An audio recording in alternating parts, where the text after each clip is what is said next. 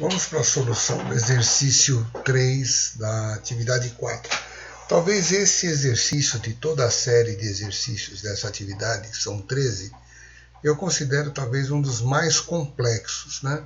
Não seria de se estranhar se eu sugerisse que você acompanhasse as soluções do último para trás, né? Nós já vimos, estamos no 1, já fizemos o 2, agora talvez o mais fácil agora está lá no fim, é o 13º, depois ele está em ordem decrescente de complexidade. Mas tudo bem, vamos ver a solução especificamente desse aqui. Se você quiser ver os outros antes, dá uma pausa agora, vê os outros, depois você volta para cá. Vamos ver o que pede esse problema aqui.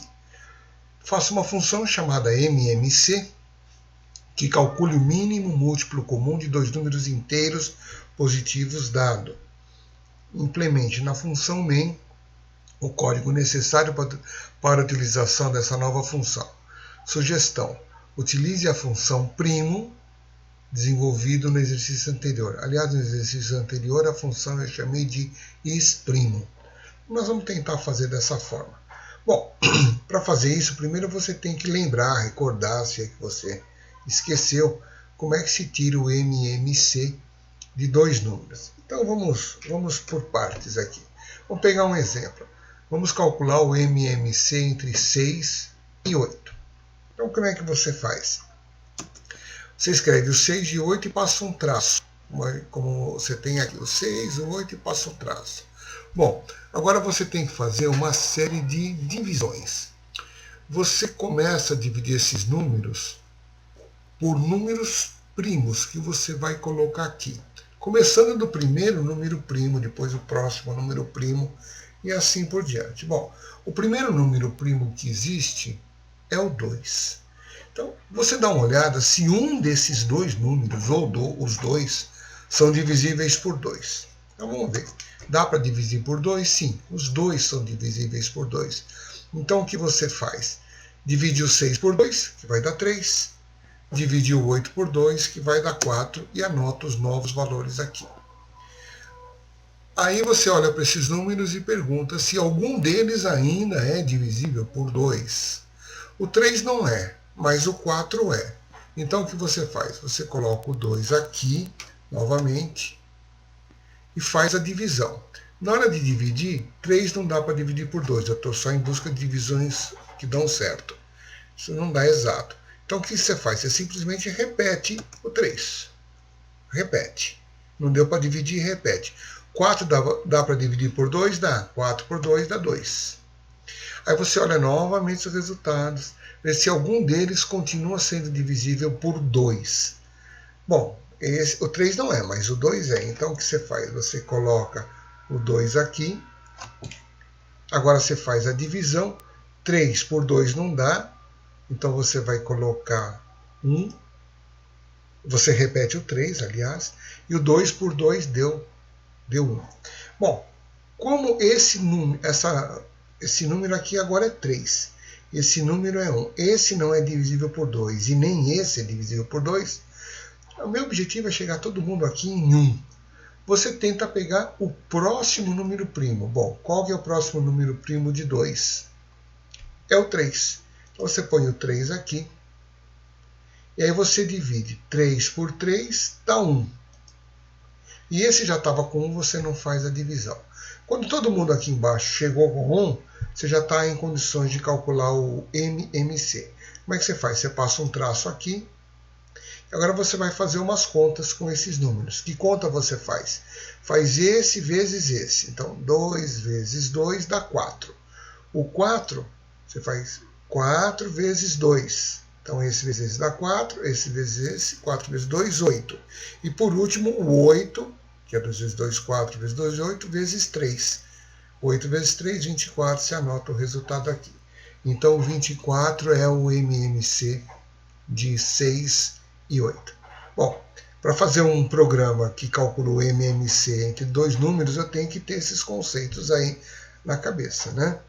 Então vamos ver especificamente como é que fica isso já resolvido na forma de um programa de computador. Então tá aí, lado a lado, do lado esquerdo a codificação do programa já pronta, está em linguagem C. dentro do deve ser mais. E aqui do lado direito, o último slide aí que a gente viu do PowerPoint que a gente estava analisando. Bom, vamos dar uma olhadinha como é que é o programa. Eu vou pegar primeiramente a função main, que é essa daqui. Bom, o que faz o main? Pede para o usuário digitar o primeiro número, porque é o MMC entre dois números, né? Leia esse primeiro número, armazena em X. Pede para digitar o segundo número, leia o segundo número, armazeno em Y. Eu digo que a resposta, que é um inteiro que eu defini aqui, é igual ao resultado da função MMC passando o X e o Y. Aí eu dou um printf, né? Mudo de linha, digo MMC, abre parênteses. Uma primeira substituição X, segunda substituição Y, é igual à terceira substituição, a resposta, que é o MMC de X e Y. Bom, então tá bom. Nós vamos ter que agora entender como é que foi feita a função. A função retorna um número inteiro, lógico, o MMC é um número inteiro, ela recebe dois parâmetros, o A e o B. Bom, aqui eu chamei com X e Y, e aqui eu estou chamando de A e B. Será que isso é algum problema? Absolutamente. A coisa aqui é uma cópia, né? Então o A é uma cópia do X e o B é uma cópia do Y. Podia até chamado de X e Y também, porque as variáveis da função não tem nada a ver com as variáveis, com os nomes que eu dei nas variáveis do programa principal. Lá eu chamei de XY, aqui eu estou chamando de A e B, não tem problema nenhum. Bom, aqui eu estou dizendo que eu defini já como premissa, ponto de partida, aqui o primeiro número primo, porque eu vou ter que fazer divisões pelos números primos. Lembra aqui, ó, dividir por 2, depois o próximo número, eu disse que o primeiro número primo é o 2. E aqui eu estou definindo que o MMC, por enquanto, vale 1. Como ele é resultado de uma multiplicação, e 1 é elemento neutro da multiplicação, eu já comecei com o valor 1, porque eu vou ter que usar isso para fazer algumas contas. Bom, então como é que funciona aqui? Eu estou perguntando, o A é o primeiro número, então no caso aqui é a coluna que começa com o 6. E o B é o segundo número, a coluna que começa com 8. Se o A não for 1 e o B não for 1, ou seja, eu não cheguei nessa situação final de 1 em 1, então a coisa ainda não terminou. Então o que eu faço? Se não for 1, eu vejo o seguinte, se um dos dois der para dividir pelo número primo, então eu estou perguntando, se o resto da divisão do A pelo primo, no caso aqui o primo começa com 2, é igual a 0, ou um dos dois, ou o resto da divisão de B pelo primo é 0, um dos dois for divisível, então eu vou ter que fazer essas divisões, tá? Então o que eu faço? Se foi o A, por exemplo, aqui no caso o A é 6. 6 dá para dividir por 2? Dá. Então o que eu faço? Se dá para dividir, eu faço a divisão e calculo o novo valor de A, que vai ser 3. E também testo a mesma coisa com B. Porque aqui eu testei se um ou outro. Agora eu preciso fazer a divisão exata, realmente. Ou de um ou de outro faço a divisão. Então estou nessa linha aqui. Agora, fora desse if aqui, eu tenho mais esse outro if. Eu estou perguntando se o resto da divisão do número primo, do A pelo número primo, que é 2, não for 0, e também o B, o resto da divisão, não for 0, então, o que eu quero dizer aqui? Eu pego isso daqui, divido, por exemplo, nesse momento, e o resto da divisão disso não é 0, e disso daqui também não é 0, está na hora de eu mudar de número. Eu estava com esse número aqui, está na hora de eu pegar o próximo número primo. Então o que eu digo? Eu digo que o primo é igual ao próximo primo. E aqui eu tenho uma chamada de uma função. Por exemplo, eu estou com 2, eu digo qual é o próximo primo de 2.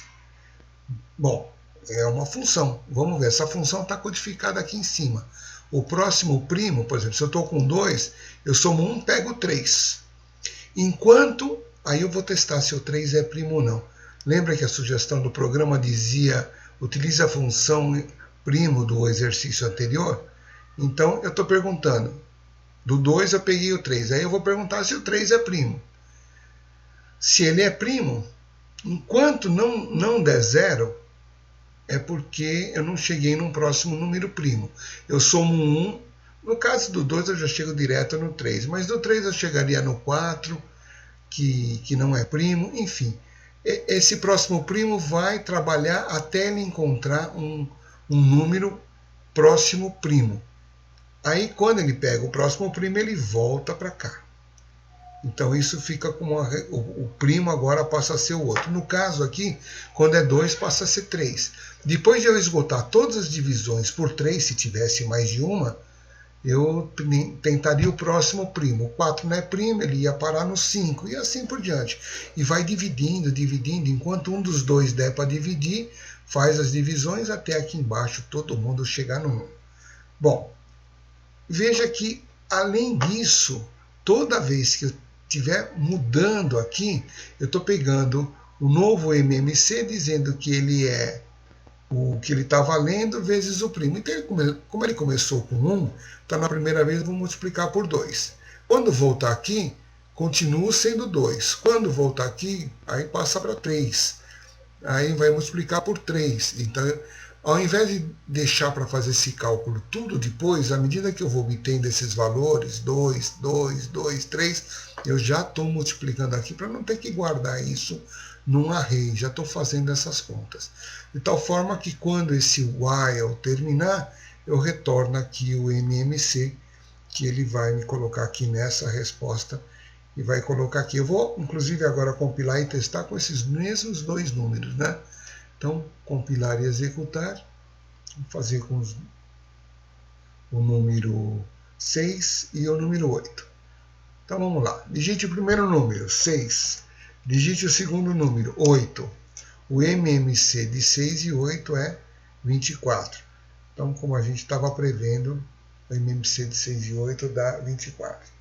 Bom, esse é um exercício bastante complexo, não especificamente naquilo que a gente usou na codificação, porque é uma função que o main chamou um programa, que é o MMC chamou o próximo primo, e o próximo primo, por sua vez, chamou a função para verificar se o próximo é realmente primo. Então, é um encadeamento de funções, e usou um conceito matemático aqui, que talvez você tivesse esquecido. Enfim, por isso que eu acho que esse é um dos exercícios mais difíceis aí da série. Mas, de qualquer forma, está aqui a solução. Talvez, se você pesquisar em livros, em apostilas, na internet, você encontre alguma outra solução, mas nada vai fugir muito disso daí que a gente tem. Talvez aquilo que eu faço numa função embutida direto, tudo numa só. Enfim, até dentro do programa principal, sem chamar função nenhuma, também é possível. Mas o conceito matemático é esse, é isso que tem que ser feito, disso não dá para fugir. Ok? Bom, então encerramos aqui esse exercício 3 da atividade 4.